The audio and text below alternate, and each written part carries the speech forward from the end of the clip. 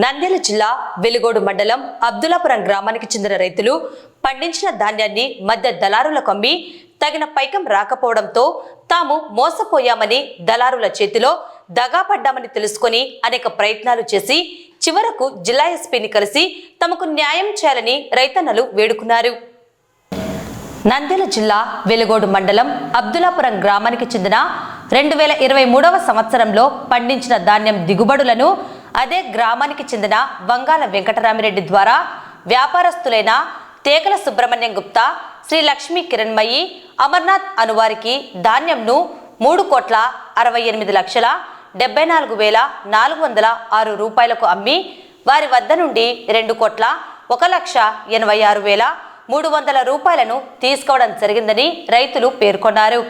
అయితే వారికి రావలసిన మిగతా పైకం ఇవ్వకుండా అనేక సార్లు తప్పించుకొని తిరుగుచూ కొంతకాలానికి చెక్కులను ఇవ్వగా ఆ చెక్కులు చెల్లనివిగా బ్యాంకు వారు చెప్పడంతో తాము మోసపోయామని గ్రహించి న్యాయం చేయాలని జిల్లా పోలీసు ఉన్నతాధికారిని ఆశ్రయించారు.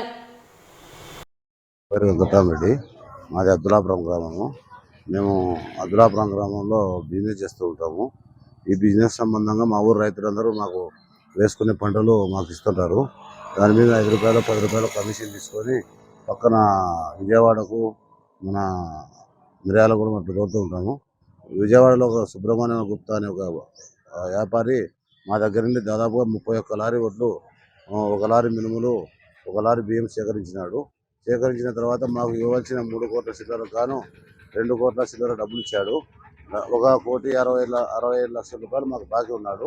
ఆ డబ్బులు ఇవ్వడానికి 2023 నుంచి మౌనం తిప్పుతా ఉన్నాడు.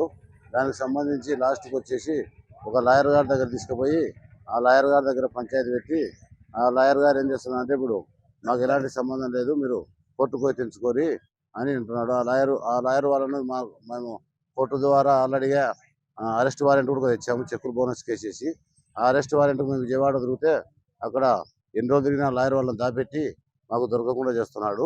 ఆ లాయర్ మీద చర్యలు తీసుకొని వాళ్ళ మీద కేసు కట్టి ఎస్పీ గారు న్యాయం చేస్తారని మేము ఎస్పీ గారిని కొట్టడానికి ఇక్కడ వచ్చాము.